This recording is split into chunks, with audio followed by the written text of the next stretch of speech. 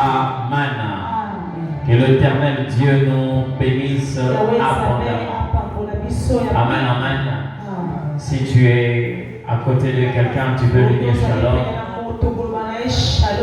Souhaite-lui le meilleur. Que l'Éternel Dieu te bénisse abondamment. Alléluia. Bien-aimés, ce matin, nous allons parler autour d'un thème. Comme nous l'avions dit, nous parlons de la grâce en tant qu'héritage. Tout ce mois de mars était consacré au enseignement sur la grâce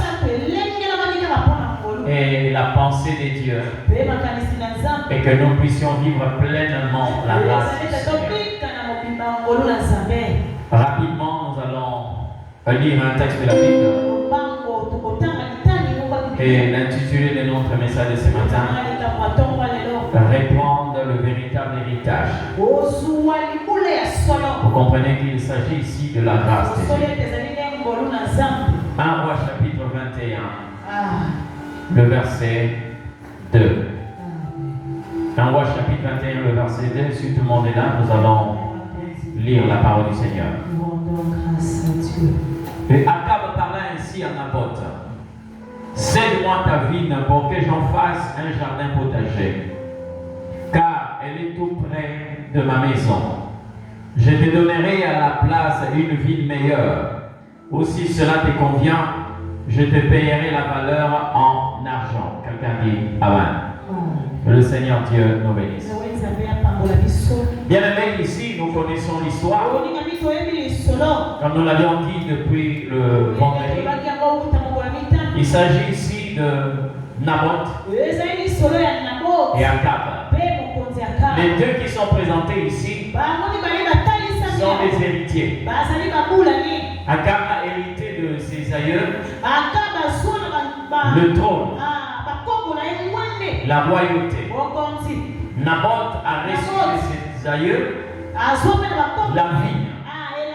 Et il s'est fait que ces deux héritages s'est retrouvés au même endroit. Le palais était tout proche de la ville de Naboth. Et vous allez voir comment est-ce que la grâce est entrée dans ces passages. Parce que nous ne voyons pas un travail qu'avait effectué Akab pour qu'il soit roi. Nous ne voyons pas le choix qu'avait opéré Naboth pour qu'il hérite la vigne. Tous deux ont bénéficié de quelque chose qui doit être considéré comme étant le fruit de la grâce. Mais plus loin, nous allons voir que ces deux personnes qui sont présentées comme des héritiers ont joué deux rôles différents. Akab va jouer le rôle de celui qui tente toujours à détruire les héritages qui nous sont donnés. Et Naboth est considéré comme étant un héritier qui a la responsabilité de sécuriser son héritage. Ce n'est pas Naboth qui est allé vers Akab. Parce que, bien aimé, il était aussi de son droit de convoiter la royauté d'Akab. Mais lui ne l'a pas fait. Mais voilà que Akab s'est rendu compte que la royauté ne lui suffisait pas. Le palais ne lui suffisait pas. Il est allé proposer. Et si Naboth pouvait lui donner sa vigne. Suivez-moi très bien parce qu'aujourd'hui nous allons prier par rapport à ça. Amen. Vous allez vous rendre compte quand il est allé, il a dit deux choses. Il a demandé à Naboth de lui céder la vigne pour qu'il en fasse un jardin potager. Ça veut dire que Akab n'avait pas la pensée de garder cette vie, mais de transformer la vie. Et ça devient un jardin. Chose que l'Éternel Dieu n'avait pas permis. Alors il dit à Naboth, si tu me cèdes la vie, je te donnerai une vie plus meilleure. ou encore si tu ne veux pas que nous puissions procéder de la sorte, je vais payer cela à prix d'argent. Je bénis le Seigneur parce que nous avons besoin de ce genre de personnes qui, malgré les propositions, malgré les avantages, ils peuvent tenir tête et dire non. Akab lui a dit, j'aime la phrase, il a cité le nom de Dieu. Il dit que le Seigneur me traite dans toute sa rigueur. Si je te cède la vie de tes parents. Donc il n'a pas voulu céder un héritage. Parce que non seulement que lui a hérité, mais il avait aussi des enfants qui devaient hériter. C'est comme ça que nous avons la responsabilité non seulement de recevoir ce qui nous a été transmis, mais de transmettre aussi ce que nous avons reçu. Vous connaissez l'histoire. Lorsque Akab s'est vu refuser cette vie, il est allé parler à sa femme, Jézabel, une reine très mal réputée dans la vie. Et c'est plutôt, comment? Jézabel a dit à Akab, garde silence et je te donnerai cette vie. Et pour ceux qui lisent la Bible, vous connaissez la suite de cette histoire. Ils ont fomenté un coup contre Naboth, accusé faussement. Il a été lapidé. Et après avoir constaté sa mort, Jézabel a pris sa vie et il l'a accordé à Akab. Mais ici, bien aimé, nous sommes en train de parler sur les menaces qui pèsent sur certains héritages. Dieu a légué à chaque personne un héritage. On n'est pas seulement parlé en termes de personnes, mais à chaque famille, Dieu a accordé un héritage. Et nous avons la responsabilité de sécuriser cet héritage. Comment le comprendre? Il ne s'agit pas seulement des terres. Il ne s'agit pas aussi des biens matériels. Mais aussi quelquefois en termes de dons et de grâces. Amen. Il y a quelqu'un qui a dit ceci. Lorsque tu vois un Brésilien, même si c'est un bébé, quand tu lui donnes un ballon, tu seras surpris. Amen. Bien qu'il peut y avoir de bons joueurs un peu partout, mais cette nation porte un don que tout le monde connaît. Même les mamans. J'ai vu une vidéo où une mère est en train de jongler une balle. Et en fin de compte, on dit, elle est brésilienne. Et tout le monde a dit, c'est normal.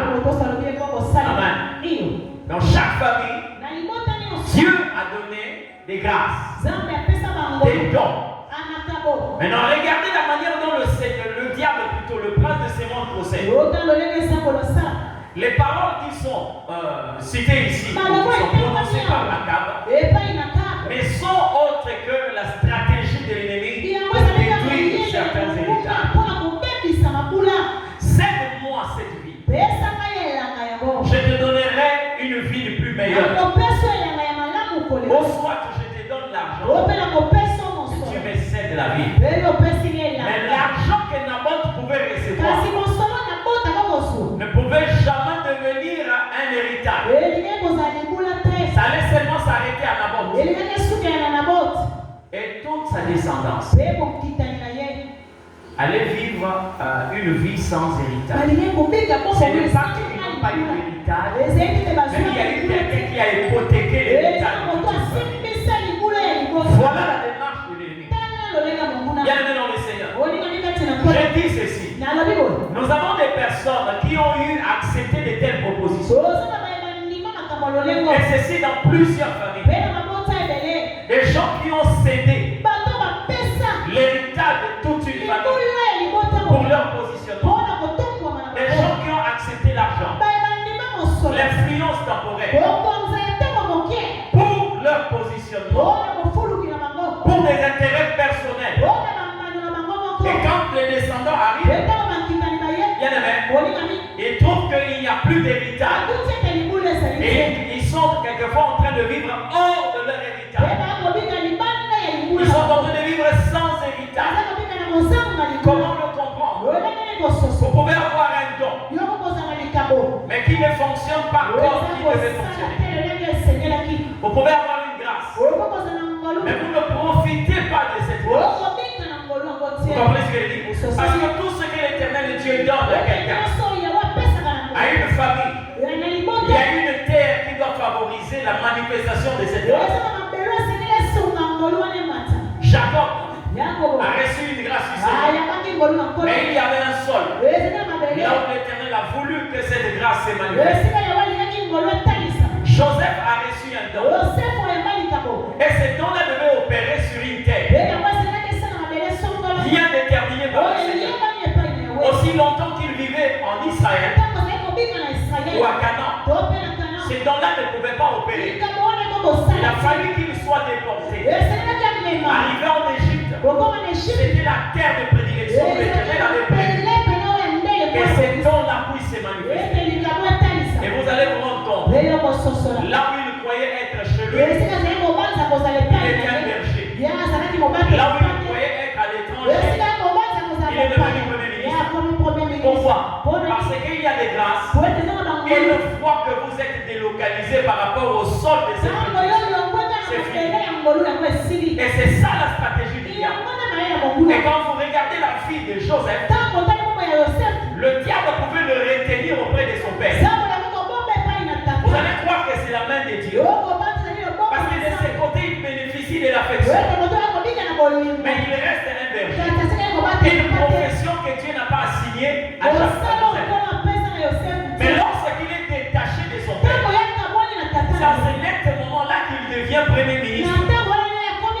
Un don que l'Éternel a placé en lui. Alléluia. Et le diable, s'il le veut, détruire votre don, il vous garde sur une terre là où l'Éternel Dieu ne vous a pas convoqué pour que vous puissiez demeurer. Quel que soit entre guillemets ce que vous pouvez qualifier d'avantage, vous êtes hors de votre vie. Alléluia. Et vous savez ce qui se passe lorsque quelqu'un vit hors de son héritage. Là où vous pouvez vivre facilement, vous allez commencer à forcer les choses. Là où il fallait recevoir de l'or, vous aurez à la place le fer. Là où il fallait recevoir le fer, vous aurez à la place le bois. Et vous croyez que Dieu ne vous exauce pas. Or, en réalité, vous n'êtes pas là où vous devez normalement être. Et cette délocalisation, c'est le diable qui en est responsable. Alléluia. Cède-moi la vie. Moi, je te donnerai une meilleure vie. C'est pourquoi, bien-aimé, vous ne pouvez pas chercher à demander à l'ennemi même quelque chose qu'il a eu à ravir à quelqu'un. Parce que Akab, après avoir mis la main sur la ville de Naboth, la Bible dit qu'il l'a transformé en un jardin. Ce n'était plus une ville, c'est devenu un jardin. Or, cette ville était un héritage pour la famille de Naboth. Soit je te donne l'argent, tu me cèdes la vie. Combien de personnes? Et je le sais que plusieurs personnes sont dans ces cas. Il y a des gens quelquefois allumés par des intérêts égoïstes. Ils ont accepté une proposition de l'ennemi. Il a cédé l'héritage de toute une famille. J'étais en train de parler avec quelqu'un qui était dans les pratiques occultes. Il dit il y a des alliances qu'on nous fait faire. Quelquefois, vous pouvez céder au moins 4 générations. Mais pour un temps record. Amen. On vous donne 25 ans de rêve. 30 ans de rêve. Mais vous allez hypothéquer des générations. Amen. Des enfants qui naissent des innocents, mais qui naissent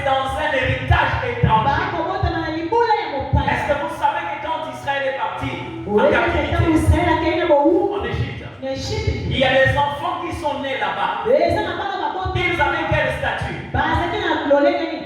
Amen. Ils naissaient où et comment?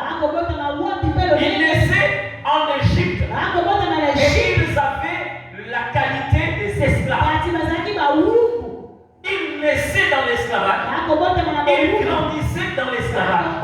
Et ils étaient des esclaves. Les premières personnes qui ont été convoquées par Dieu sont venues en homme libre.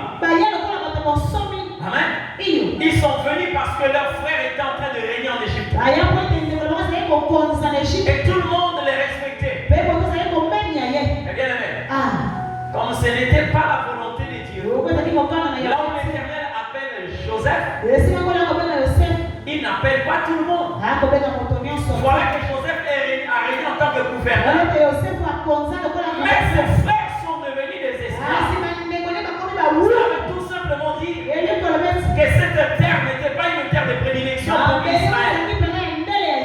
C'est pourquoi l'Éternel dit après 430 ans, les a fait sortir pour que vous puissiez devenir un peuple que l'Éternel a voulu que vous soyez. Citez-moi seulement un seul descendant de Juda qui est devenu roi en Égypte.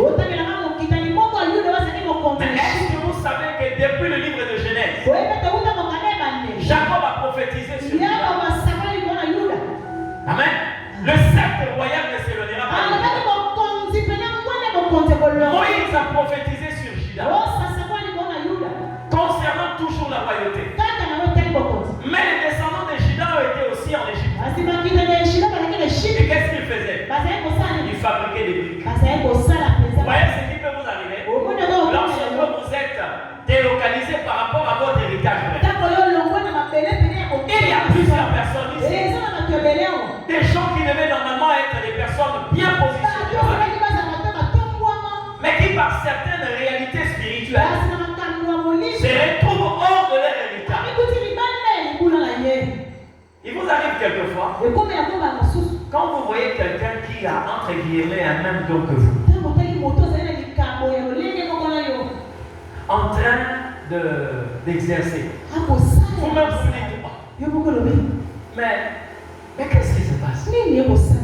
Mais ce n'est pas de l'orgueil. En fait, vous vous rendez compte que celui-ci est loin inférieur à moi. D'accord? Vous qui êtes là, il y a des gens qui ont une très belle voix. Vous chantez d'une manière extraordinaire. Mais comment vous pouvez voir quelqu'un qui aujourd'hui, les vidéos sont devenues virales? Mais quand vous suivez ce que cette personne est en train de faire, vous vous posez la question, qu'est-ce qui se passe? Amen. Je sais que toi tu aimes beaucoup rigoler. Mais moi aussi, en fait, je suis tombé sur une vidéo. Je me suis posé la question de savoir qu'est-ce qui se passe. Quand je vois les enfants que j'ai, les gens qui chantent correctement, que ce soit des frères et des sœurs. Mais il y a un problème alors. Il faut chercher à prier de manière à ce que vous puissiez atteindre le lieu où votre héritage passe. J'ai vu une vidéo, quelqu'un j'ai regardé le nombre des partages. C'est vrai que les gens sont en train de rigoler. Mais vous allez voir que cette personne se retrouve sur plusieurs plateformes.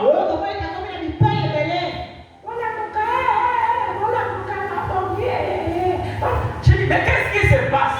Et quand par exemple je vois comment est-ce que vous êtes en train de prêcher ici, il y a des gens qui ont suivi cette vidéo-là. J'ai dit, mais ça c'est... Et quand j'essaie un peu de lire les commentaires, certains commencent à dire, oui, ça peut pardon, tout ça, mais regardez le nombre de partages. Ok? Dernièrement ici, je crois avec une sœur qu'on appelle le boubou. On est en train de l'appeler boubou. Elle ne sait pas si elle est burundaise ou tanzanienne. Elle est burundaise.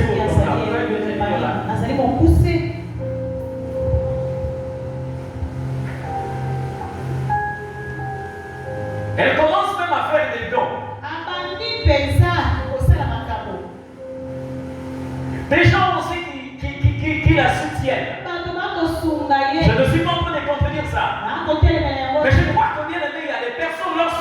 l'entendez chanter, ça a besoin de prier. Santé, c'est besoin de prier. Mais lorsque vous entendez certains, c'est pour rigoler. Mais entre-temps, les gens sont en train de le connaître. Cette personne devient célèbre. Parce que dans la Bible, il y a deux manières de se faire connaître. Vous avez entendu parler de ces combats de boxe qui a opposé Ali Foreman?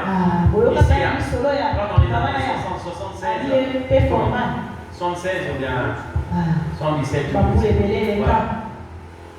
Comment est-ce que vous avez connu Ali? Parce que c'est lui qui a tapé sur Foreman. Comment vous avez connu Foreman? C'est parce qu'on l'avait tapé. Amen. Il n'est pas connu comme un vainqueur, mais comme un vainqueur. Mais au moins, tout le monde sait. Foreman, c'est un boxeur. Et il a fait perdre. Lorsque vous êtes délocalisé par rapport à votre état, vous allez vivre le contraire de ce que vous vivez. Et ici, je le dis, parce qu'il y a des personnes, et l'Éternel Dieu bénisse ceux qui sont comme Naboth, qui peuvent accepter de mourir et de ne pas trahir l'héritage, de ne pas vendre cet héritage. Amen. Même en ce qui concerne notre pays, j'ai entendu un homme le déclarer en disant ne jamais trahir le Congo. Si au moins sa parole pouvait être considérée comme une condition pour que nous puissions vivre en tant que Congolais, je crois que nous n'allons pas arriver là où nous sommes arrivés. Parce que ce pays aussi a beaucoup de traîtres. Des gens capables de vendre l'héritage pour leur positionnement. Et vous allez disparaître comme la fumée. Même si vous pouvez amasser toutes les richesses de ce pays. Mais quelquefois, vous voyez comment est-ce que le temps peut réduire quelqu'un. J'ai vu dans une vidéo un homme fort s'est présenté à la prestation de serment d'un président qui venait d'accéder au pouvoir aux États-Unis. Je crois que c'était pendant la prestation de serment du président Obama. George Bush le père. Devait aussi se présenter comme un ancien président. Vous avez vu sa démarche? Démarche. Mais il était comment? Un homme puissant, fort, avec tous les moyens. Mais regarde comment est-ce que le temps peut réduire quelqu'un. Un jour, même si vous pouvez trahir votre nation, un jour, bien aimé, on va vous faire porter des pampers. Vous ne serez plus capable d'aller vous-même dans les toilettes. Il y a des gens qui vont voir votre humilité sans pour autant qu'ils soient vos femmes. Mais parce que ce sont des personnels soignants. Amen. Que sert-il à un homme de trahir toute une nation, toute une famille pour un temps record? Un temps qui va passer.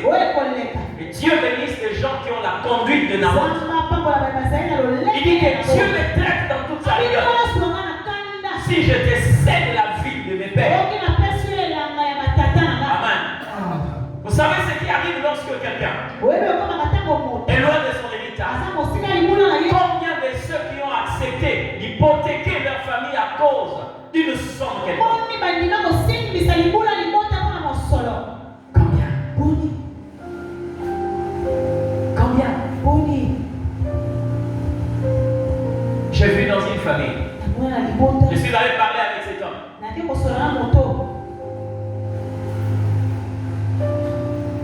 Je ne sais pas ce qu'il avait touché. Il est allé faire des pactes avec des esprits maléfiques pour son positionnement. Il a régné entre guillemets. Un moment, il était dérangé, bien aimé. C'est pour une première fois, vous voyez quelqu'un qui a, je ne sais pas, 22 ou 23 de tension. Mais en train de marcher. Il arrive à l'hôpital. On lui pose la question. C'est venu avec qui? Il dit seul. Le c'est pas possible. On ne peut pas marcher avec une telle tension. Après, il a fait un AVC. Son ami est venu dire à sa soeur, c'est mon ami, c'est vrai. Mais il m'a laissé entendre quelque chose. Que quelqu'un lui disait dans un songe, si tu veux guérir, dis ce que tu as fait. Sa soeur lui a dit, c'est comme ça qu'il a appelé tonton. Si tu te souviens de quelque chose, dis ce qu'il y a. Dieu est compatissant. Nous voulons de ta guérison. Quand il voit sa grande soeur, il fait qu'elle pleure. Sa grande soeur dit, pasteur, je me pose la question, pourquoi il pleure? Et quand on approche son ami, l'ami dit, non, il y a rien. Moi je peux pas vous dire. Il faut y aller pour voir. Vous savez qu'il est mort sans dire quoi. Même moi, je suis allé devant lui. Je suis en train de parler. Et quand vous parlez, il y a des larmes qui coulent. Certainement, il voit la gravité de ce qu'il a fait. La gravité des actes qu'il avait posés. Et c'était vis-à-vis de la famille. Amen. Des engagements qu'il a eu à prendre avec le diable. Vis-à-vis de la famille. Alors il avait une langue lourde pour ne pas lâcher ce qu'il avait fait. Mais bien aimé, tu as parlé. Et quand tu lui as laissé le temps, quand j'ai vu seulement qu'il commençait à avoir du mal à parler, j'ai dit à sa soeur, il ne va pas guérir. Parce qu'il a fait au moins plus d'une année parler. Malgré cette maladie, Dieu lui a laissé. Comme il n'a pas saisi cette maladie, quelqu'un qui ne parle plus là, c'est fini. J'avais effectué un voyage au retour. On m'appelle pour une association ici, ça va. Arrivé là-bas. Nous sommes rendus dans la salle où il était. J'ai vu sa manière de respirer. J'ai dit, ici, c'est fini. Cède-moi la vie. Cède-moi cette vie. Je te donnerai en retour une vie meilleure. Je l'ai dit ici le vendredi. Ce que le diable appelle meilleur, ce n'est pas ce qui sera meilleur pour vous. Comment est-ce qu'il dit? Si un fou, excusez-moi de le dire comme ça, si un fou veut vous inviter à un endroit 5 étoiles, il est possible qu'il vous reçoive sur une poubelle. Parce que pour lui, il s'est dit que non, c'est lieu des immondices, c'est un endroit propre. C'est comme ça que vous le trouvez là. Malgré que nous sommes en train de le regarder, ils sont là calmement, en train de fouiller dans le déjà, en train de manger ce qui est à l'intérieur. Parce que la vision qu'il a, ce n'est pas la vision que nous avons. Si le diable te propose une vie meilleure, tu comprendras bien aimé. Et c'est meilleur par rapport à lui, mais pas par rapport à toi. Tu vas le comprendre bien après. Combien de gens qui ont eu à accepter faire un deal avec le diable. Aujourd'hui, certains pleurent en secret. Quand vous voyez des enfants que vous avez scolarisés, des enfants qui ont reçu un don d'intelligence, arrivent à un âge très avancé, les enfants sont incapables de quitter votre maison. Ils vivent une instabilité pas possible. Mais à des moments, quelquefois, ça revient. Amen. Il y a des moments, ça revient. Il y a des gens qui vous disent, moi, à ton âge, j'avais déjà ma femme et mes enfants. Oui. Mais est-ce que ton père avait le même comportement qu'il avait fait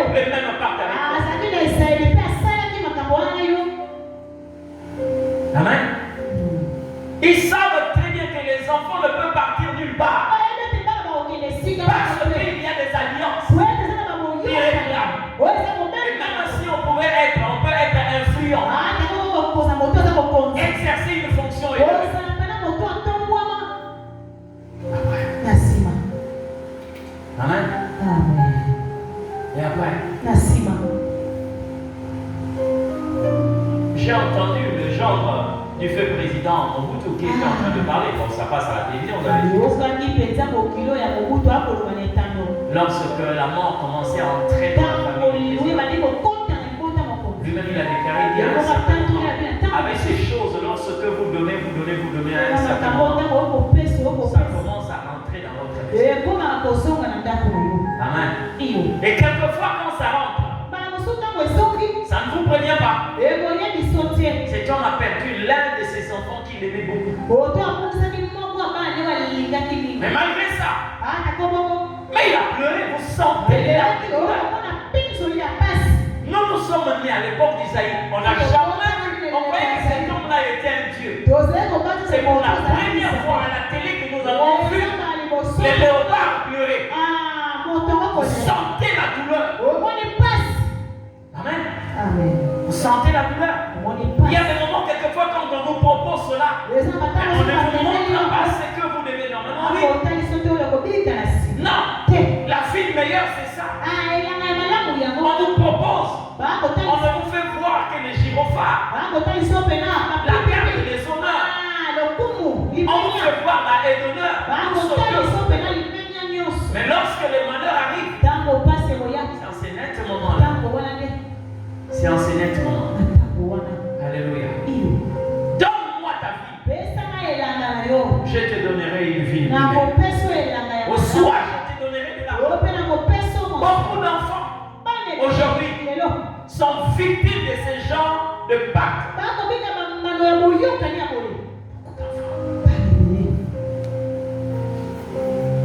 Beaucoup. Et quand vous regardez votre vie, malgré les efforts, vous vivez une sorte de stagnation. Faites attention, faites attention. Le monde spirituel est un monde très compliqué. Très compliqué. Un monde très compliqué. Je n'aurais pas ici étalé beaucoup de témoignages parce que dans ce travail en tant que pasteur, le peu de temps que nous avons fait, on a découvert des choses bien aimées invraisemblables. Comment vous pouvez expliquer que dans une famille, toute personne qui meurt au monde et qui arrive à son troisième enfant, cet enfant-là doit décéder? Comment vous expliquez ça? Pour la première personne, on peut dire que bon, c'est arrivé. La deuxième, on peut dire que c'est une coïncidence. Le troisième enfant, lui aussi il perd son troisième fils. La quatrième, comme c'est une femme, elle aussi perd son troisième fils. Mais vous commencez à vous rendre compte qu'il y a un savoir. Comment? Non, tous. Ils sont 12. Donc, en fait, le troisième doit tomber. Le troisième doit tomber. Ça, c'est quelle partie ça? Vous comprenez qu'il y a quelqu'un qui a eu quelquefois à traiter avec Akab. Il a cédé la vie. Et quelquefois, les innocents, comme vous avez essayé, rien de sang, à payer. Alléluia. Combien de personnes? Combien de familles? Combien?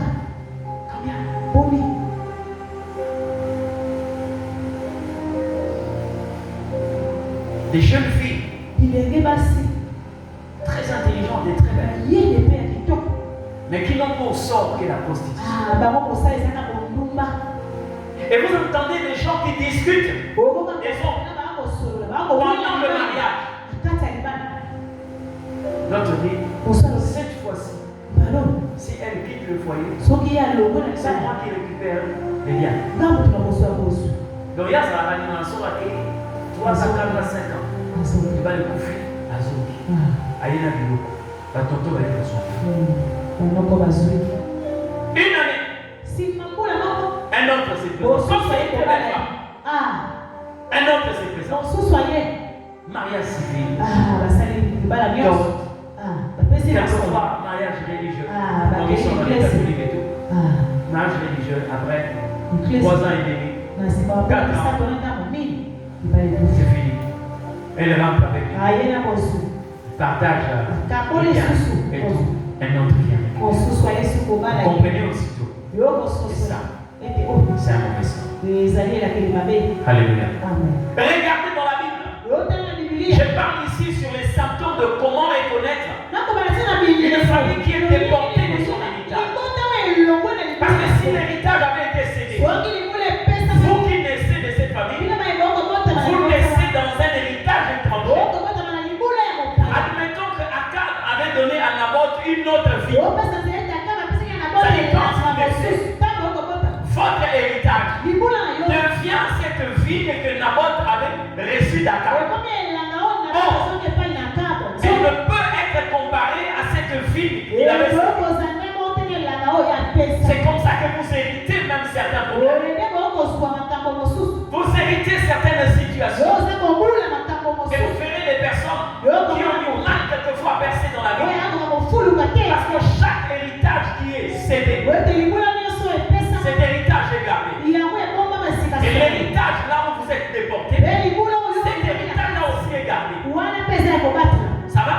Quand vous naissez dans un héritage déporté, le périmètre ou la surface de cet héritage est aussi gardé. Et chaque héritage a des lois. C'est comme ça que vous verrez dans certains héritages.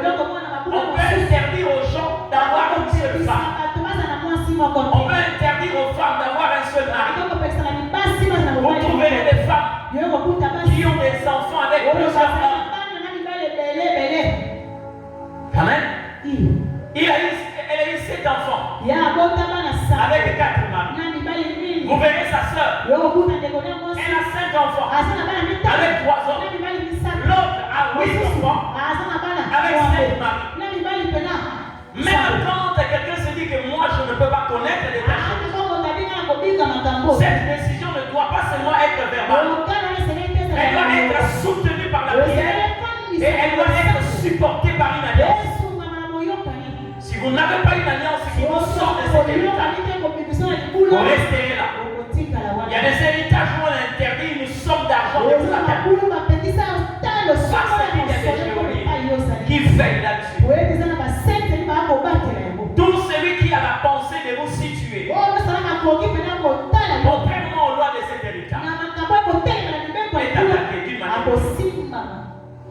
Amen. Est-ce que vous savez que depuis la Genèse, Jacob a prophétisé sur Juda. Bon, il a prophétisé sur tous ses enfants.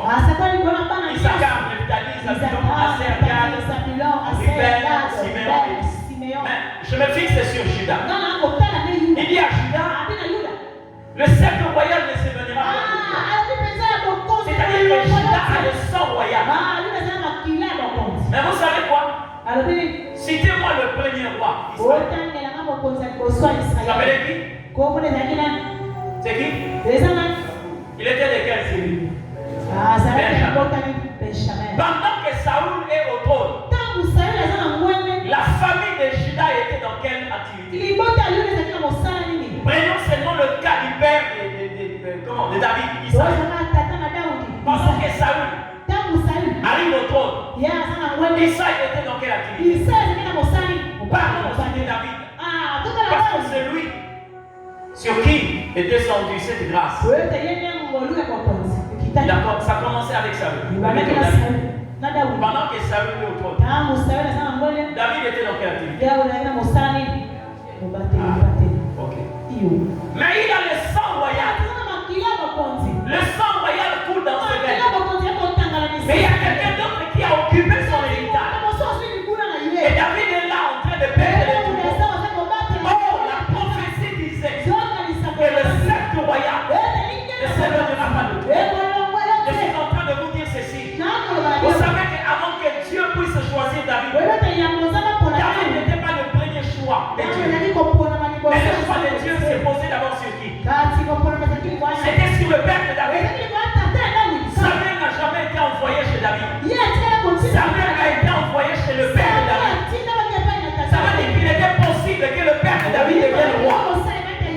Mais comme le temps était parti, le temps est passé. Dieu a récupéré son fils. Combien de ceux qui sont hors de leur héritage? Combien? Tu peux en faire partie.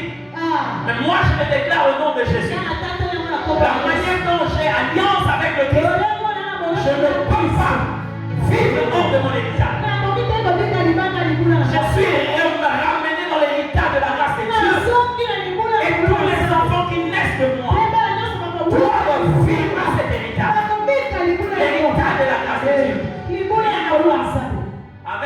ce que les aïeux ont eu à peine. Amen. Combien de ceux qui sont devenus des bergers? Oh, sur vous repose l'onction royale. Parce qu'il y a quelqu'un d'autre qui a pris cet héritage. Vous savez que Dieu ne se trompe pas. Hein? Dieu ne se trompe pas. Le cœur que Dieu vous a donné. Pourquoi est-ce que vous avez pitié lorsque vous voyez des gens?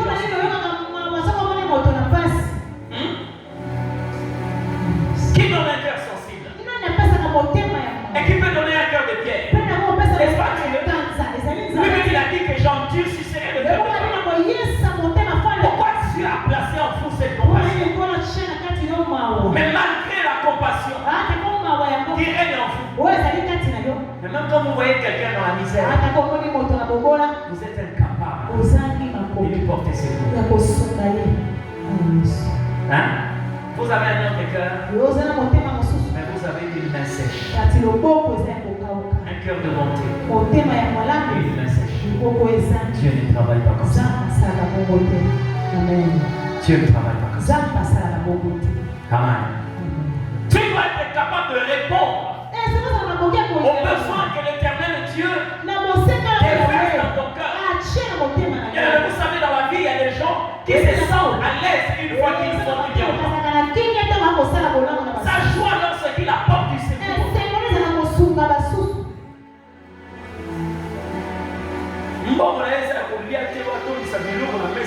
Lui, il est content lorsqu'il aide les gens. Tu peux avoir ces cœurs. Mais tu as une main sèche. Dieu est travaillé. Ça prouve à suffisance que tu n'es pas dans ton héritage. Tu n'es pas là où tu devais être. Amen.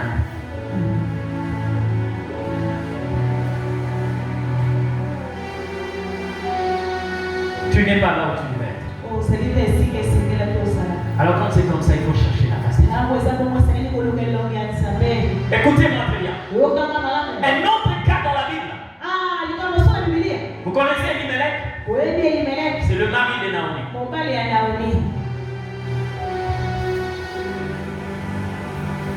Cette famille a connu une déportation. Et pourtant il vivait à Bethléem, la maison de pain. Mais un jour la famine est entrée. Il a dit à sa femme, quittons ici, allons à Moab. Il a pris Naomi sa femme, ses deux enfants, Jean et Machon, sont allés à Moab. Je vais te parler des deux cas. Le premier cas, c'est le problème de Naomi. Naomi a quitté son héritage parce qu'elle était en alliance avec un homme. Le mari qui a frappé cette famille a commencé par le père. Ça veut dire qu'il y a des familles où quelquefois ce qui vous arrive, c'est le père qui a ouvert la porte. C'est lui qui est quelquefois le traité avec un homme et il a entraîné toute une famille. Amen. C'est pourquoi il ne faut jamais prendre la notion des alliances avec légèreté. Vous, en fait, vos conditions, c'est que quand la sœur Madeleine a vu le frère Merlin, un garçon est lancé brun, il dit oui, il n'aime pas la peine, mais bien, il faut aussi regarder autre chose. Et au moins, c'est une bénédiction, ils sont là. Amen. À moi, j'aime les femmes sombres. Des telles sombres. J'aime les femmes claires. Le métissage de l'héritage. Faites attention avec. Dieu a créé toutes les nations. Mais il a fait naître une loi en disant qu'Israël ne devait pas épouser n'importe quelle nation. Pourquoi? Dieu lui-même le créateur. Tout le monde est passé par la même étude. Mais l'Éternel Dieu dit non. Vous n'allez pas vous allier à n'importe quelle nation. Sauf la nation qui a l'alliance avec l'État. Abraham l'a déclaré aussi. Il a dit à Eliezer, tu ne prendras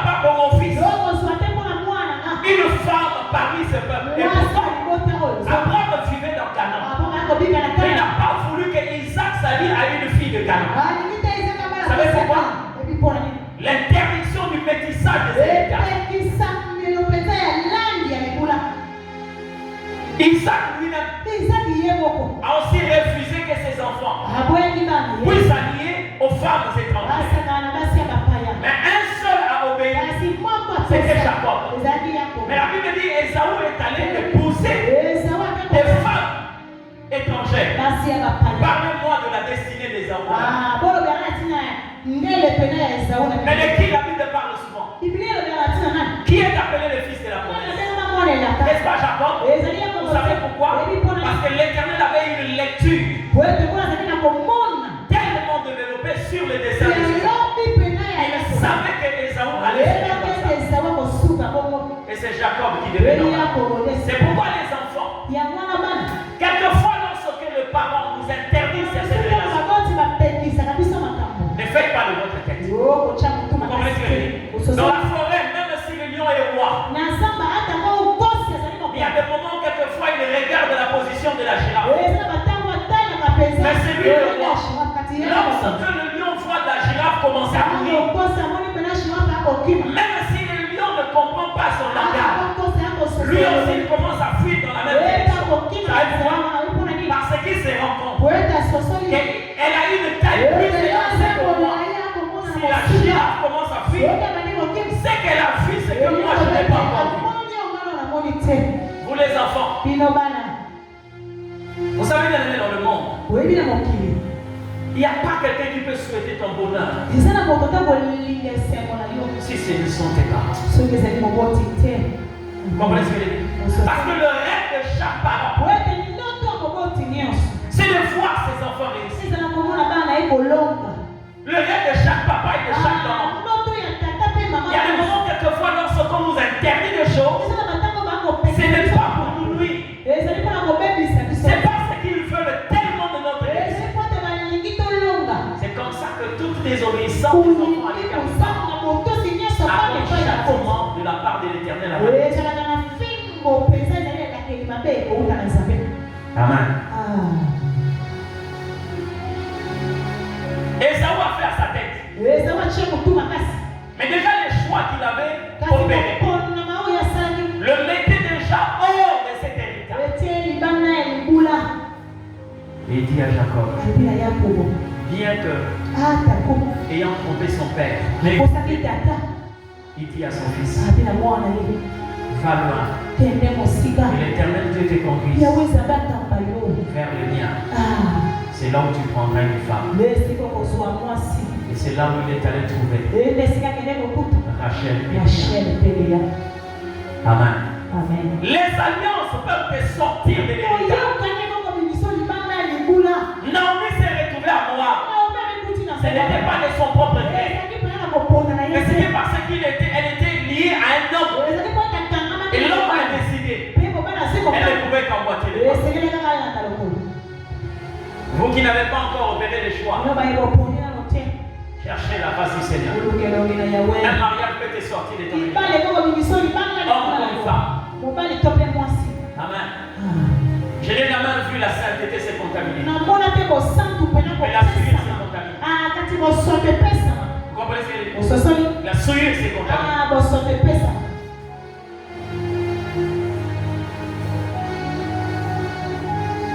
Naomi se retrouve loin de son héritage. Et là où elle est déportée, et pourtant elle est sortie comme une femme mariée. Si on pouvait adopter le langage d'aujourd'hui, on l'appellerait Madame Elkanah. Madame plutôt Elimelech. Madame Elimelech.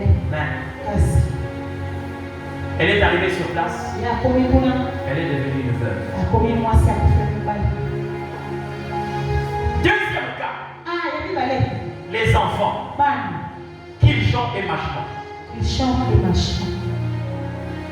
Ils sont sortis à cause du choix que le père avait opéré. Ils se sont rendus sur la terre de Moab. On savait très bien que Moab est une terre maudite. Parce que les Moabites sont les descendants de Lot. Et les filles de Lot ont eu avec leur père une relation incestueuse. chant et mâchant. Qu'il chante et machin. Se sont rendus là. Première conséquence. Ils se sont alliés aux femmes étrangères. Orpa et Ruth. Heureusement qu'avec Ruth, l'Éternel a accordé sa grâce. Deuxième conséquence. Ces deux garçons sont morts sur une terre étrangère. De la même manière, leur père a laissé une veuve, les enfants aussi ont laissé une veuve.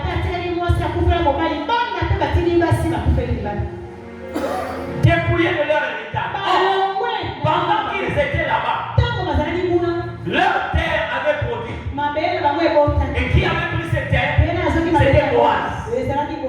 Boaz qui n'était pas le fils d'Elimelech, mais c'était un parent, un cousin, un neveu.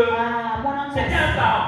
Il s'est rendu compte que ça c'est le champ d'un membre de ma famille. Ce champ est abandonné. Il fait quoi? Il en prend. Et il commence à jouir. Or, normalement, la famille qui avait cet héritage va se retrouver sur une terre de pommes. Par leur propre décision. Naomi rentre. Veuve. Accompagnée par ses deux belles filles. Elle insiste pour dire non, ne suivez plus. Rentrez chez vous. Orpa va céder, elle va rentrer. Mais Ruth, tellement déterminée. Parce que quand la grâce est là, même si toutes les portes sont fermées, il y a toujours une ouverture. Et le Seigneur qui va ouvrir pour nous permettre de rentrer. Ruth est rentrée avec moi. Amen. Ruth est rentrée. Quand ils sont arrivés, ou quand elles sont arrivées, Naomi n'avait plus de force. Seulement qu'elle-même a changé de nom. Pour dire, ne m'appelez plus Naomi, m'appelez-moi Mara. Mara signifie quelqu'un qui est amer.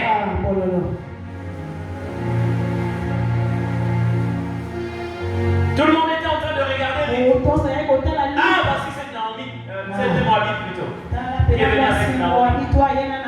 Qui est venue avec Naomi. Et Naomi resta à la maison et Ruth allait pour glaner. Et là où elle est allée ramasser, elle a rencontré un homme. Elle a vu des gens qui travaillaient. Elle a certainement rapporté à sa belle-mère. Voilà là où je suis allé glaner. Ruth dit c'est notre propriété. C'est notre propriété. Et celui qui est là, c'est notre parenté. Va seulement glaner là-bas. Et l'Éternel lui a accordé la grâce. Même si Naomi n'était pas rentrée dans l'héritage, mais les enfants qui sont nés de Ruth sont rentrés dans l'héritage. C'est ce que Dieu va opérer dans la vie de quelqu'un. Il faut qu'il y ait des gens qui rentrent dans leur héritage. Même si cela a été hypothéqué. Nous avons la grâce de regagner cet héritage. Quel héritage? C'est la grâce de Dieu. L'homme éternel nous a établis. Ceux-là qui ont vendu cet héritage par le moyen d'argent, ceux qui ont fait le troc, nous avons la possibilité de récupérer cela. Amen. Nous avons cette possibilité. Vivre hors de cet héritage. Nous en avons marre. Le Seigneur nous a déjà suffisamment parlé. Et il y a tellement de signes. Il y a tellement de symptômes qui prouvent que nous sommes sur une terre étrangère. Ça, ce n'est pas la vie que l'Éternel Dieu nous avait destinée.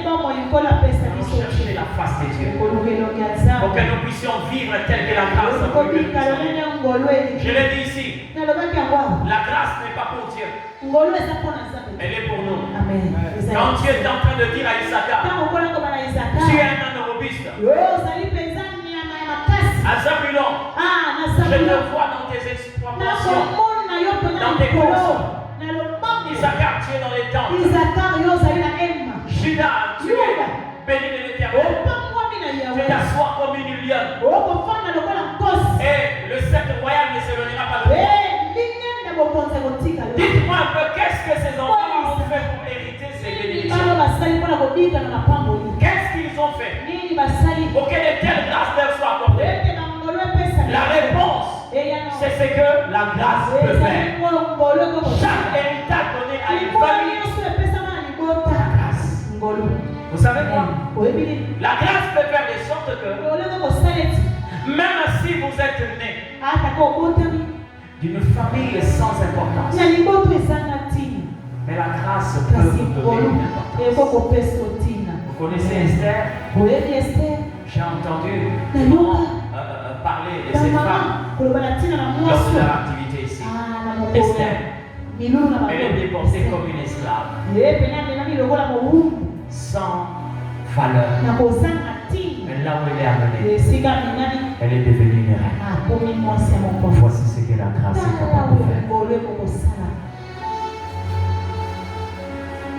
Voici ce que la grâce est. Ce matin, nous allons prier pour les familles. Tu vas prendre le temps de prier pour ta famille. Il faut que cet héritage qui avait été enlevé au tête de la famille soit ramené. Quelqu'un va me dire, nous sommes ici, seulement une petite représentation de la famille. Tu peux être seul, vous pouvez être deux. C'est insignifiant par rapport à l'étendue de cette famille. Mais laisse-moi te dire, le Seigneur dit dans sa parole, je cherche une personne qui se tiendra à la brèche de l'intercession en faveur de toute une nation. Une seule personne. Vous êtes plus d'un.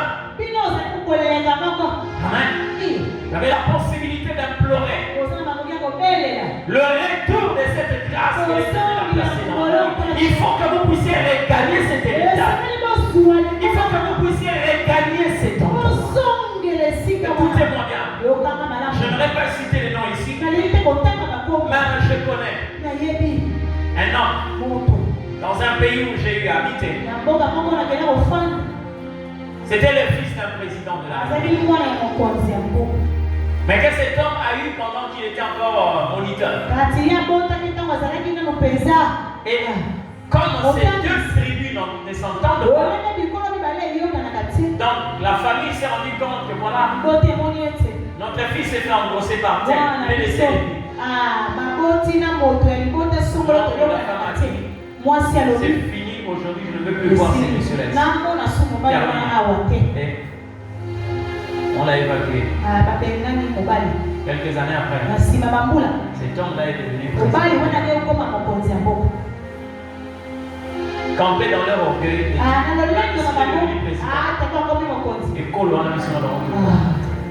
ils n'ont aucune valeur. Ils n'ont pas de valeur. Les gens qui vivent comme des animaux. C'est resté comme ça. Et le jeune garçon l'a fait croire que son père était mort. Il a grandi aussi comme ça. Vous savez le dernier métier qu'il exerçait? Il était un chargeur. Un chargeur. Comme on le voit ici. Vous comprenez, non? Voilà, lui aussi fait ça. Un jour, il était en train d'embêter quelqu'un qui le connaissait très bien, qui connaissait la famille. Alors il a lâché une parole comme ça en disant, au lieu que tu puisses t'empiffrer d'alcool et prendre le charbon là, va révéler ton héritage. Est-ce que Bandeko va porter un ailleurs? C'est pas ça, on sort de ça. Oh, maintenant tu dis quoi toi? Tu dis quoi? Après un certain moment, quand la fumée là est passée, il est allé voir cet homme. Dieu, pardonne-moi. Voilà. Lui aussi s'est dit bon. Certainement c'était son jour. Il a ouvert son trésor. Il dit non, ma petite, mais tu ne peux pas passer par là. Comment ça? Mais ils sont au bout de vous, vous savez ce que c'est. Tes frères et tes sœurs sont des hommes infinis. Comment ça? Je n'ai même pas connu mon père. Je n'ai pas connu ses enfants. Tu n'as pas connu ton père comment? Mais ton père vit encore? Oh, c'est sérieux? Oh. Mais ton père vit? Va demander à ta mère. Va demander à ta mère.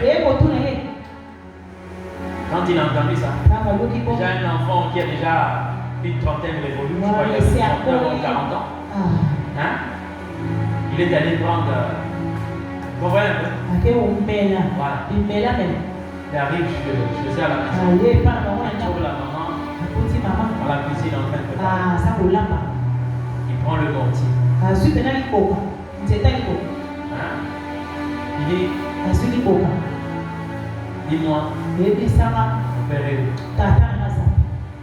Maman dit, vous êtes vraiment cara, mais à mon avis, sur moi, on a compris que oh, fais-moi d'abord passer. Il dit à sa mère, reste là.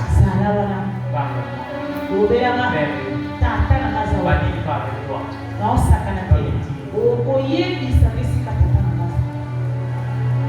Maman a dit, on est gardé ici.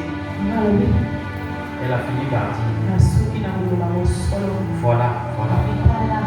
L'enfant est émotionnel. Tu dis, ouais.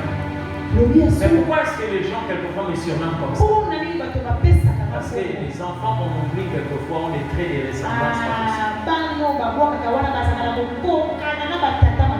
C'est comme ça que les gens, quelquefois, m'appellent comme ça. Oh non, ça c'est seulement pour une ressemblance.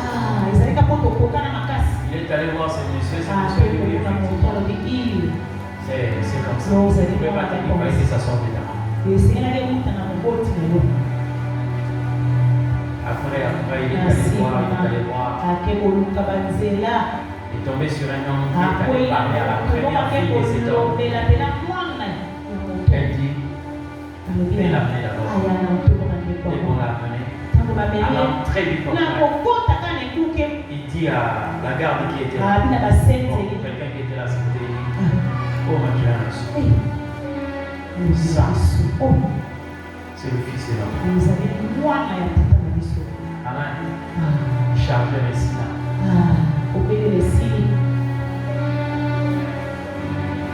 C'est vrai qu'il est là en train de faire beaucoup de tabac. À cette époque-là, il faisait beaucoup de tabac. Quelqu'un qui ne pouvait même pas acheter ne fût-ce que même un vélo. Aujourd'hui, si c'est des places, c'est en business class. First class. First class. Vous savez pourquoi? Parce que quelqu'un avait retrouvé son Dieu.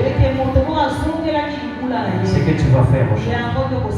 Si le Christ est mort et ressuscité, s'il nous a redonné la vie, s'il a versé son sang pour que nous puissions bénéficier, toi, tu dois récupérer cet héritage. Et fixe-le pour ta famille. Lève-toi là où tu es, nous voulons prier. Nous voulons prier. Quels que soient ceux qui ont déporté, ceux-là qui ont vendu les biens, quels que soient ceux-là qui ont accepté à prix d'argent, ce qu'ils ne devaient pas accepter. Nous voulons prier le Seigneur. Merci de nous suivre continuellement. Que l'Éternel Dieu vous bénisse abondamment et à la prochaine. Merci.